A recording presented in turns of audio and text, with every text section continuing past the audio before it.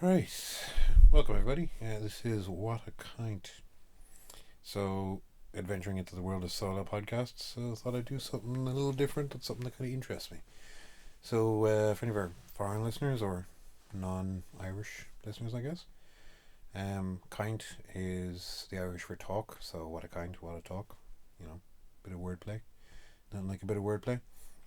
So, if you didn't know that, the kind of topic of this podcast is going to be random bits of history around the world. A lot of Irish, obviously, because I'm Irish and it interests me. Um, I'm not a historian. I'm not a PhD. I'm not a professional historian, tour guide, anything like that in any way. I just have an interest in it. I enjoy it. I like to ramble, and a few people suggested I kind of talk about this stuff. So today, what I'm going to do is I'm going to talk about a pretty unknown Irish inventor. I mean, I kind of pride myself on knowing a lot about Irish history, but this is a guy I'd never really heard about and had a massive impact on the world, I guess. And I think, Irish people at times are a bit unaware of their own history and obviously a little bit, um, unwilling to discuss certain periods of it. So this is definitely a guy who was, involved in a very controversial time in the, you know, in that age of Irish history. So who am I talking about? So today I'm going to be talking about Walter Gordon Wilson, aka W.G. Wilson. So to kind of preface this, I'm going to take a step back for a little second and kind of give you an idea of what period in time we're talking about. So we're talking about World War One. Yes, shock and horror. That was the one that came before number two, the one that everyone's familiar with.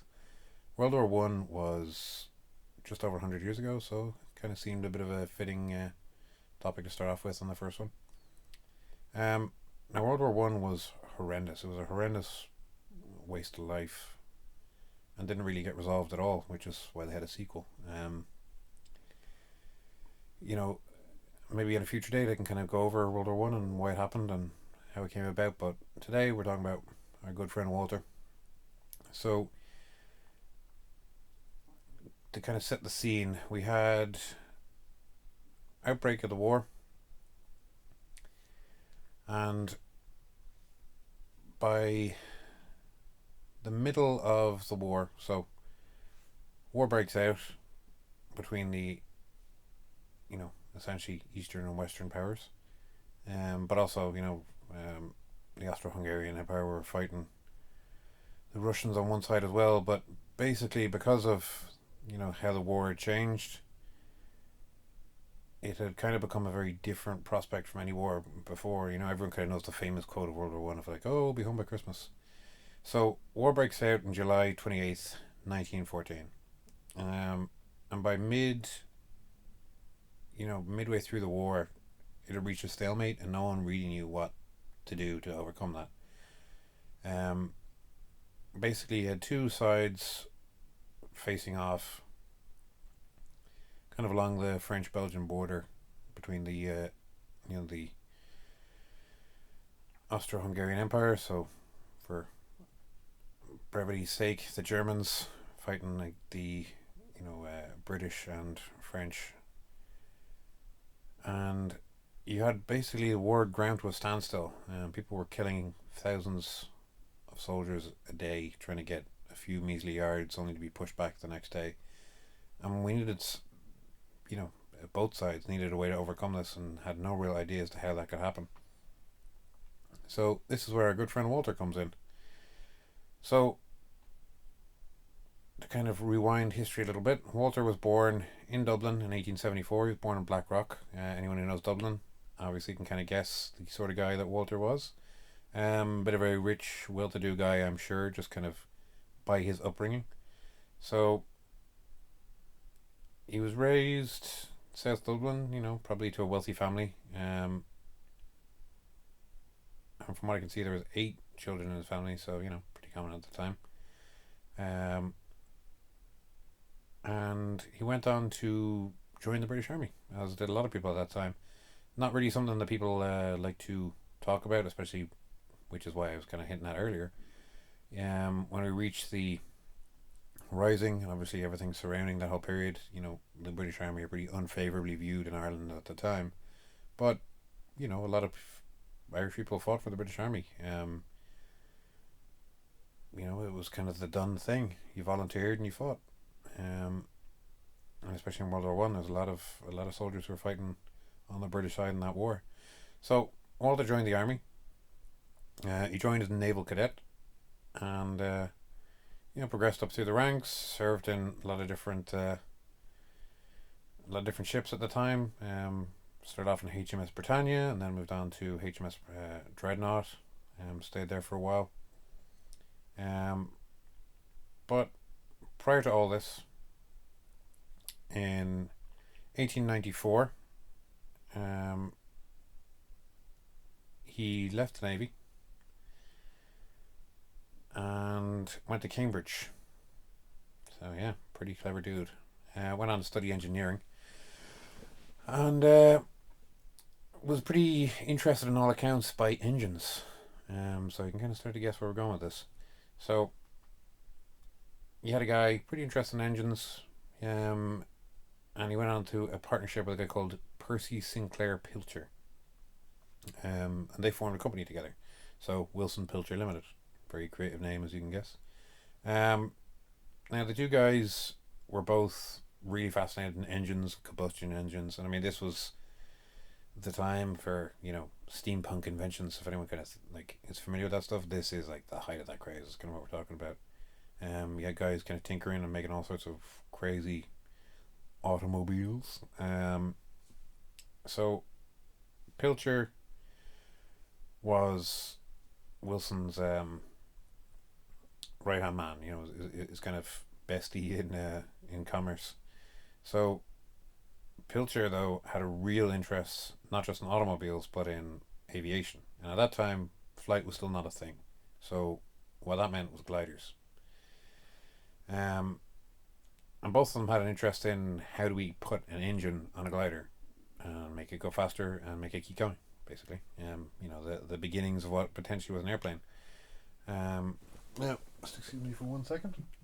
I'm going to get a sip of tea because, rambling on does get you a little parched.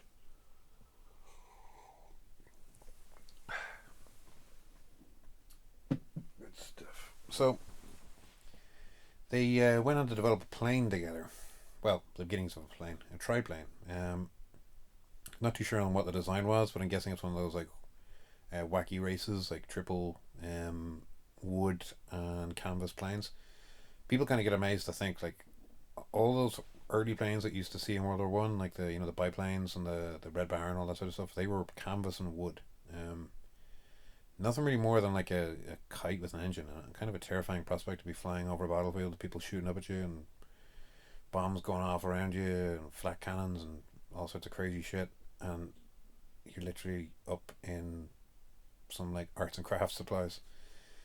Kind of a terrifying prospect, but yeah, that's what these boys did. So anyhow, they went on to create this plane together, and they'd set in motion plans to demonstrate it. Now, needless to say, Pilcher went to fly it and was pretty unsuccessful. So unsuccessful, in fact, he died. That's why we don't have these guys as the name, the Wright brothers. But, these guys were in there working on it and thinking of the ideas, and, they were 4 years ahead of the Wright brothers, so it's pretty good going, in fairness. I mean, for an Irish guy to be right on the cusp of creating a fully functional airplane, not a guy we know about. So, pretty interesting cat. But after this, Wilson got a little bit more grounded, so to speak. He's still interested in automobiles, still interested in engines. So went with the more practical approach and went with making cars. And went on to develop a few different designs. And this, obviously, kind of this combined with his, time having served in the military is probably where he started to develop more, military based designs. So at that time, this kind of meant armored cars. Now, there is like hints that in 1906 he designed a type of armored car. Um, and one of the designs of which I am still to see, but um, it's kind of like up in the air as whether it was like an actual true armored car the way we know them today, isn't like a car with plates wrapped around it with a gun on top, or something similar, or it was some sort of artillery tractor or just general armored military vehicle. Kind of hard to know. So Wilson's getting along pretty good at this stage. He's progressing, got a good career. He's making cars. He's doing pretty successful. At this stage, he's living in England. He's not in Ireland anymore. Um, and in 1908, he gets married.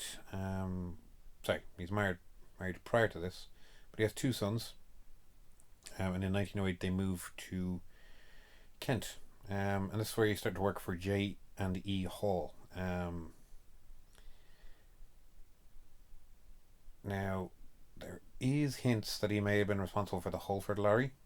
Um, so that probably won't mean anything to anyone, but this will be the sort of lorry that you would have seen in footage of World War One. This will be the one you'd see ferrying things around, artillery, supplies, humans, bodies, all sorts of lovely stuff. Um, but there's also again mention here that he might have developed an armored car whilst working here, but we don't know if he did or not. So then we fast forward a couple of years to 1914, and war were declared. Um, and Wilson went back to the Royal Navy, went back to what he knew. I'm going to give you an idea. I mean, it's still kind of a done thing in parts of the world and in within England quite a bit. And obviously, you can kind of see this in Sandhurst and similar. That if you wanted a good education, you could join the Navy, serve for a few years, get trained up, be educated in some of the best schools in the world, and then leave. And if you're kind of inclined, like our mate here, Wilson was, you could get a good education, you could get hands on experience, you could get, money and training and development to build stuff that no one else could. So that's what a lot of guys did. So for Wilson, I guess he was familiar with the Navy, he knew the Navy, so, makes sense to go back to it. Um, whether he was rejoined or recalled, I'm not really sure, as in conscripted because, he was a known, um, a known member of the military only a few years prior. Um, so he gets commissioned. He gets commissioned as a lieutenant in the Naval Volunteer Reserve. Very fancy. Um, but due to his engineering skills, he served with the Royal Naval Air Service for a little while. From what you can see, his first job was in the construction of armored lorries. So he wasn't a frontline troop. He wasn't serving in the front line of the trenches. He was there as for want of a better term, a consultant basically. He was in helping oversee things. He was a bright mind, so that's what the military needed obviously at that time to help oversee things, build things, and get things running smoothly. So from here, he gets sent on, and at this time there wasn't really a lot of combustion engine, like not even combustion engines. What I mean by that is like there was very little vehicles. I mean, it's the one thing that will the noticeable difference between footage of World War One and World War Two obviously is the vehicles. In World War One, oh, there's my belly. In World War One, we have a rake load of cavalry still being used, and cavalry were up until really that war the predominant means of getting things around the place. not just cavalry for the actual soldiers, but horses for drawing equipment around, get guns, artillery, all that sort of stuff. If you wanted to get from A to B, you needed a fucking horse. In the words of the Rubber Bandits, fuck your Mitsubishi, I have a horse outside. But then, guns got bigger, equipment got bigger, things got heavier. Horses weren't really doing the trick, and they needed to move stuff fast. Trains were still used a lot, but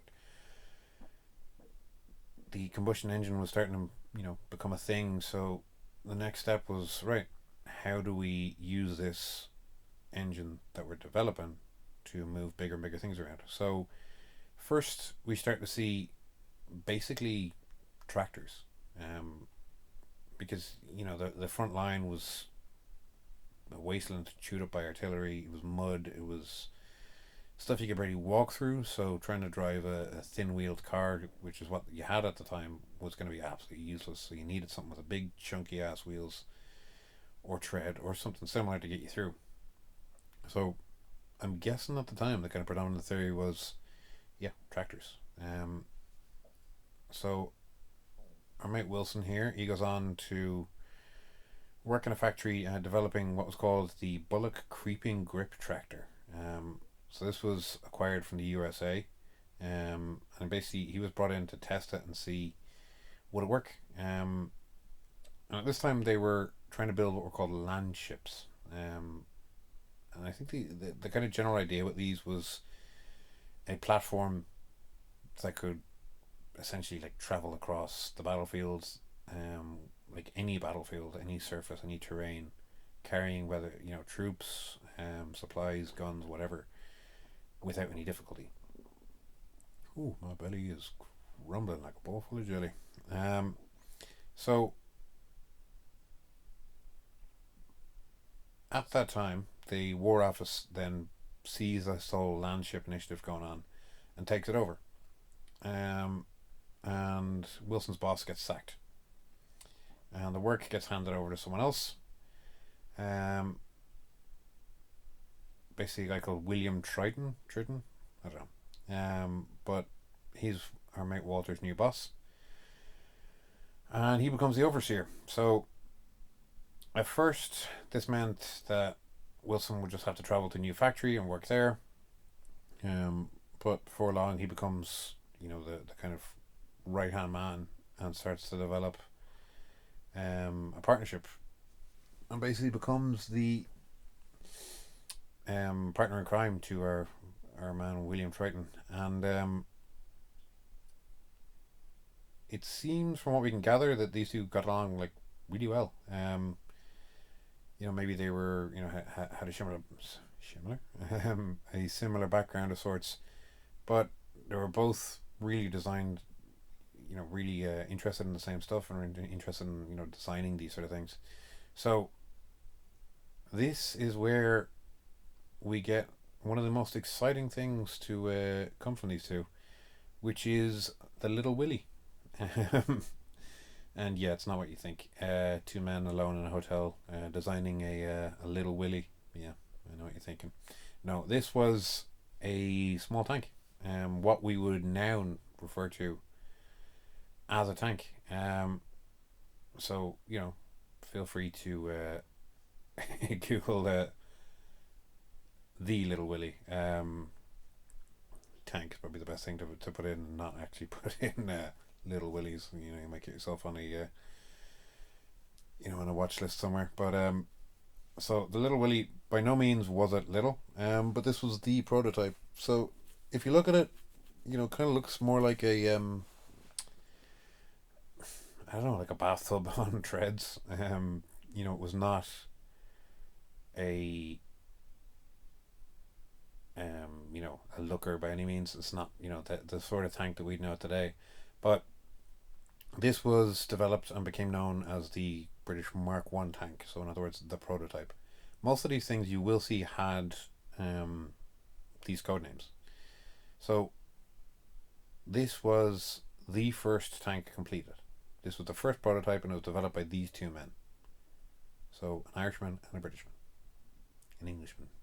They walk into a bar and they develop a tank. Um, so yeah, this is what these two did. They worked together and they developed the little Willie. And now this was done in autumn of 1915. This was done for the Landship Committee. Like I said, they'd fired the previous guy and they had decided, right, these two guys seem to know what they're doing. Let's see what they can come up with. They came up with this, and it worked. It worked. Did exactly what it was meant to do. It was 16.5 tons, 19 foot long. Sorry, 19 foot by 26 foot, 9 foot wide, 8 foot high. Needed about 6 crew. Had two Vickers machine guns. So, anyone seen those like the mad machine guns with a wheel on top, and then various other suggestions of what they said they were going to use. So Maxims, Hotchkiss Madsons. Oh, that's pretty interesting. They're going to use a Madsen. So anyone doesn't know what a Madsen is, Madsen machine gun, pretty interesting one. Given a Google, especially in World War I, it's a kind of a step ahead of what everyone else is doing.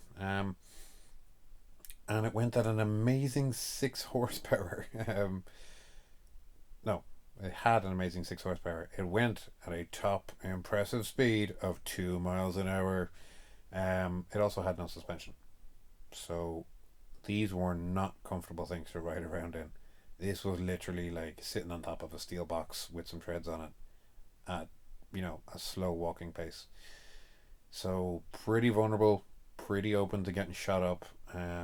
Pretty lightly armed too. Armored and armed.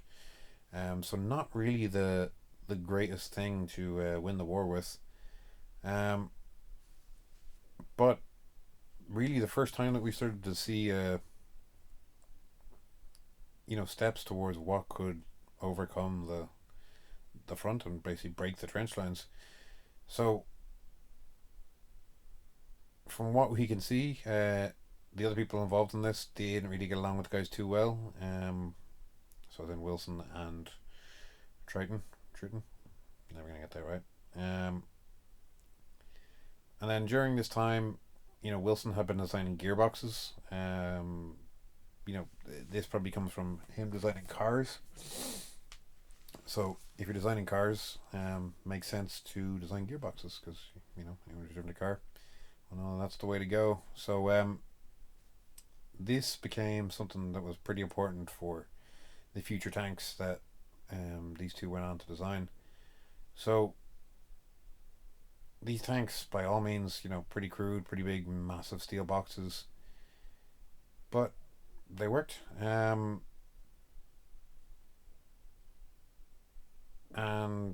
the French actually seemed to quite like the the design, and obviously the little Willie, Le Petit Willie. But the boys kept developing tanks, and eventually this developed into the Mark IV and into the Mark V. And they developed loads of different components for these. Eventually going all the way up to an Anglo and American design of the Mark VIII. And I think people kind of don't understand how important the tank was. Now, while in World War One, it wasn't actually that important at the time. I know it's a bit of a contradiction what I'm saying here, but the tank itself, it really did help break the front lines. For the first time, you had something that could punch through it, but obviously something that was that slow, even though it could go across ground that other people couldn't, it was very vulnerable. It was vulnerable to artillery. It was vulnerable to guys with grenades. I mean, you could walk up to the thing and pour petrol in it, for Christ's sakes. Like, it wasn't the most effective thing. But by the time we'd gone through a few different changes, and by the time we'd gone on to the Mark V, now we were getting into something that was actually somewhat usable. And if you look up pictures of the Mark V, it was deployed in 1918, and this is the kind of the one that people would know when they think of tanks, from World War One. This is the kind of the very famous design with the tracks that go all the way up and around with the gun pointing out either side. Um, this was much bigger. Um, this was used in a few different wars actually. Um, and this one was a lot bigger. There was more of a crew, but it also had thicker armor. It had two actual like big guns, two 6 pounders, and machine guns, all sorts of other things. Had a 19-liter engine, which is pretty goddamn big. And more importantly, this one went at over double the speed of the last one, at 5 miles an hour. Now, I know that's only a brisk walk, but considering you went from 2 mile an hour to 5 mile an hour, that is a massive difference. And I mean, even if you look this up, it had the Wilson epicyclic steering system, which doesn't sound amazing, but it was developed by an Irish dude, and he was the one who you know developed the technology to get this thing moving and turning. Now, like I say, these didn't win the war, but these open up the potential to break through the lines for the first time ever. And obviously, when we move forward then into World War Two, the tank becomes a massive player in it, and more so than anyone else ever kind of thought. But I just thought it was pretty interesting that you having this guy, this Irish guy, Walter Gordon Wilson, and most Irish people would never know that an Irish guy was involved in the creation of the tank. Yeah, there was two guys involved, but well, there's plenty of other nations who like to claim Irish people as their own, and I think it's about time Irish start to claim some inventions as their own. So we'll just say an Irishman about that. So yeah, the war ended. Walter won a few awards. Won a bit of money off the back of this. His efforts had been recognized. Didn't exactly win a lot of money for what he'd done, but still won some money. After the war, he retired. He formed his own company, called Improved Gears Limited. Obviously, gears were kind of his shtick, so that's what he started doing. So he went into manufacturing gearboxes for motor cars. And for the most part, he appeared to have just kind of turned his back on tanks and had no interest in it. Obviously, kind of fed up with war and death and everything else involved in it. But in 1928, he was consulted by the War Office about problems they were having with the tank that they were developing. But he kind of said that this thing was full of a lot of crappy designs and basically didn't want to get involved. And he moved his factory. He moved down to Coventry. And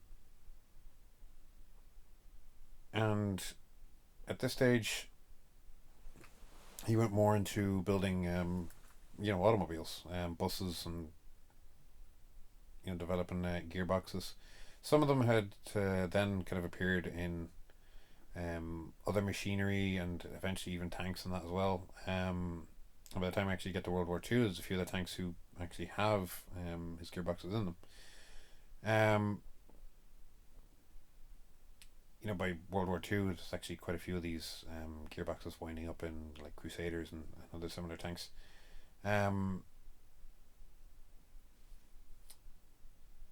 Now, as to what sort of role Walter played in the Second War, I haven't really been able to find a massive amount of information on.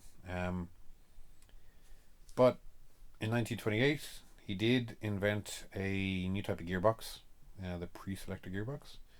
So obviously this guy was really, loving his life with, motors and motor designs. The sort of person you don't really come across these days, I guess. Now, eventually he died in 1957. He was living in England at the time. He'd, left Ireland decades ago. But without this man and without the contribution into design of originally the Little Willie and then into the Mark IV and eventually Mark V tank, World War One could have gone quite differently. And I just find it interesting that the first ever tank developed was by our good man Walter Gordon Wilson, an Irishman. Um, Now, like I say, the tank didn't end the war, didn't end there. It wasn't an immediate, 1915 rolls around, the little Willie gets on the battlefield and everything changes. Um, it didn't end. It didn't end for a good many years later. Um, Now, like I said, there's a lot of issues with it. And even by the time we rolled around onto the Mark IV, there were still a lot of issues with it. Sorry, the Mark IV and the Mark V. But we'd finally reached a point where people were able to break through the front line. Now, it's kind of hard to get across how horrific this war was. So, you had two armies facing off over, tiny distances and just shooting the absolute shit out of each other. And no way to get near each other. And, you might gain a few yards and lose a few thousand lives in doing it. And then only to have it taken back the next day because you either didn't have the men to hold it, you didn't have the way to get supplies there. Like I said, you didn't really have vehicles, so you had no way to get what you needed to that point. But I mean, it was guys like Walter Wilson and Triton who went on to develop this stuff, and they went on to,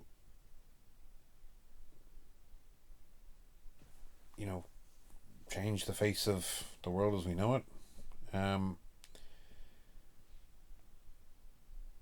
It must have also been a pretty awkward time for Walter because you had a lot of turmoil going on in Ireland at this time. In the heights of what he was doing, I do wonder how removed as such he was from it. It's hard to know. But as I say, Walter died in 1957. He lived through two wars. He was involved in inventing the first ever tank. And then from there, he went on to develop the Mark V and kind of the tanks that we all know from the First War. So, I hope that was of interest to some of you. As I say, I'm not a historian. I probably get ballsed up a few bits in there, but I thought it'd be an interesting little ramble for you to hear. Like I say, if you're interested in this, drop us a comment and a like, and let me know what you think. Plan on doing a few more of these. Probably will keep in, within the realms of history and kind of general topics that interest me. I just found it really fascinating to read about this Walter Gordon Wilson guy because, a lot of Irish people don't know some of the amazing inventions that were, Irish people are responsible for, and to know that the tank was developed by an Irishman, I think is pretty fascinating. And also, interesting side note before I wrap up, the term tank was actually used as a code name. No one wanted the Germans to basically figure out that what we now know as a tank was being developed. So at the time, all the correspondents were just referring to tanks, basically to make people think that they were like a septic tank or a water tank or something similar. Now we just think of the name as synonymous with tanks, but at the time that was a code name and no one had any idea what the fuck it was. And that's thanks to our good boy Walter. So, like I say, if you like it, let me know. Probably fucked up a few bits, but sure, feel free to thrash me in the comments. Thanks for listening, and yeah, let me know what you think. Cheers.